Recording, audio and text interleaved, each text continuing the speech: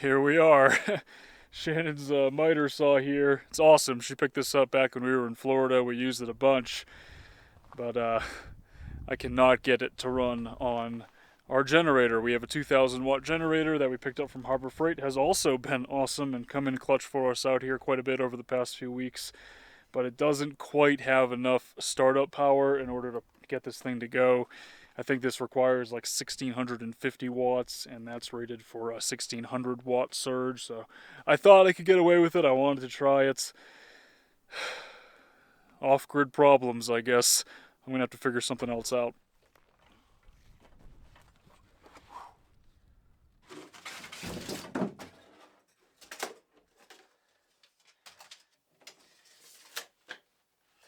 Not bad. I think that'll work.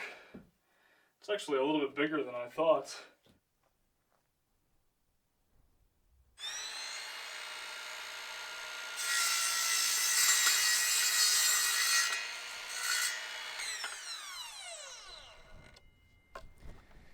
Much better. So much quieter than having a generator running all the time.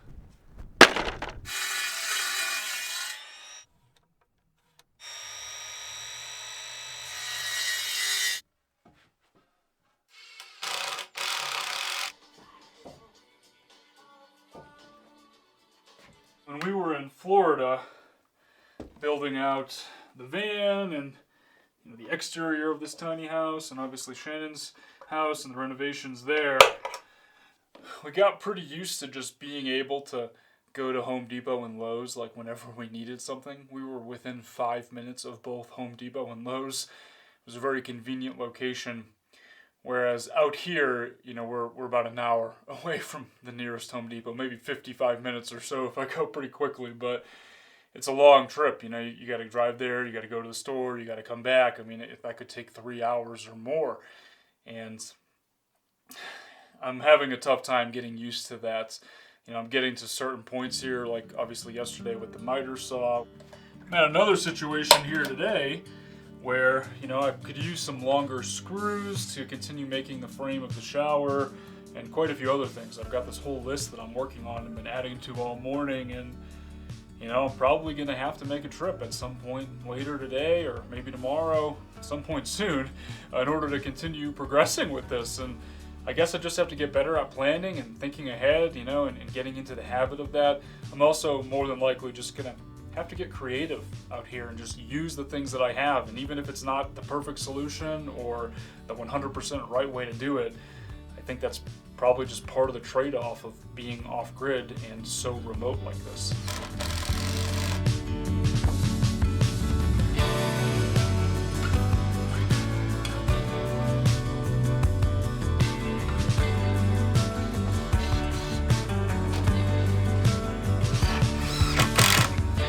This is amazing. New camera, huh? Is there a pencil up there? Oh my god. Lost his pencil again.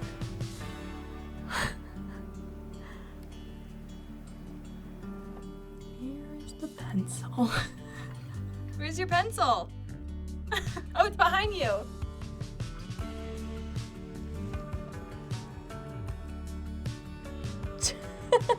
Good job. Right in front of my very eyes.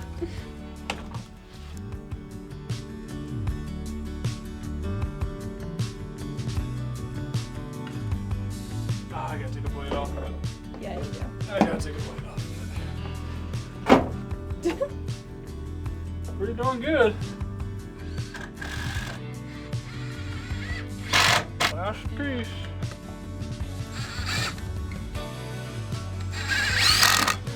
Oh, I know, it's too hard to do with the camera.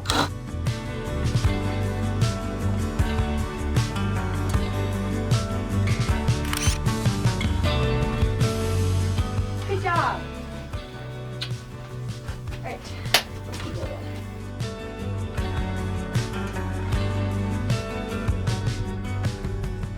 Nate and I just realized that if we get the shower done before everything else, then we'll have a shower. Amazing. Birds. Yeah.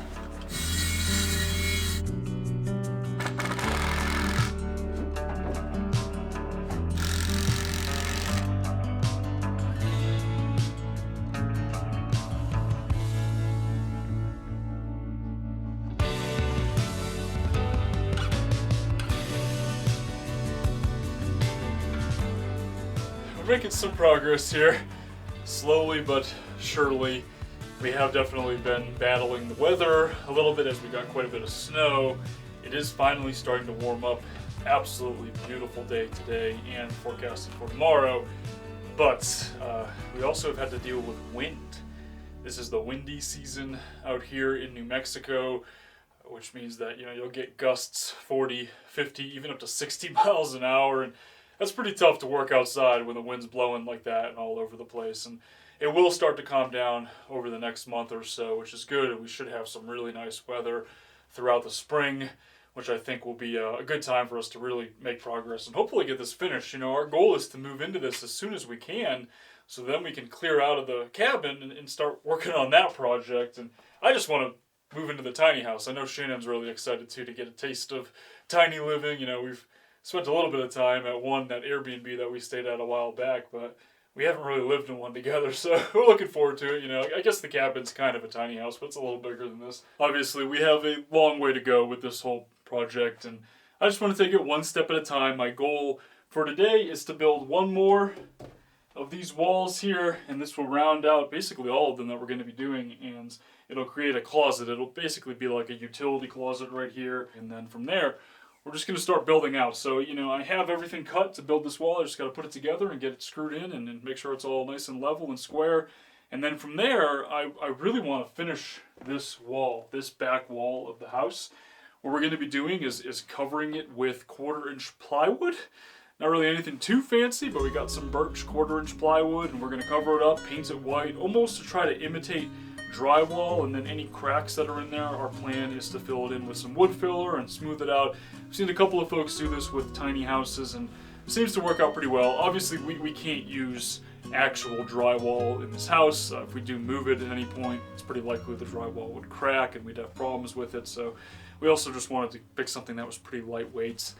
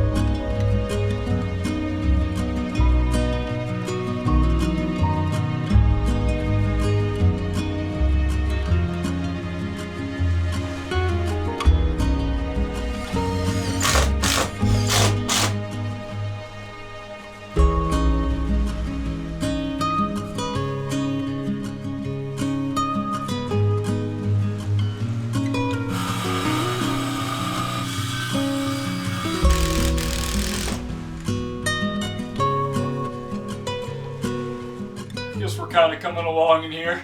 Still have quite a few screws to get in and secure everything, and we are gonna do quite a bit to try to pretty this up. Shannon has some pretty good ideas to make it look a little bit better. Most of this stuff is gonna be covered up. It's gonna, we're gonna have counter space that's running all the way this entire width, so you're not gonna be able to see everything below the counter. I do have to get more plywood to finish off the bathroom and the loft area. For this wall, we're going to do something a little bit different. We actually picked up cedar tongue and groove, and we're going to do vertical cedar tongue and groove, so it'll almost be like an accent wall, I guess, and then we're actually going to use that same material for a part of the ceiling, but only the part in the loft. For this part of the ceiling, we're very excited about this. We've seen it in a couple of like restaurants around the area and stuff, and we think it looks kind of cool. So we're going to do corrugated metal for the ceiling right here. We got a couple of fun ideas, guys, but it's just going to take time for this all to come together. You know, it's a little bit overwhelming. There's a lot to do, but right now I am just focused on one thing, and that's getting rid of this green. I am so sick of looking at this insulation.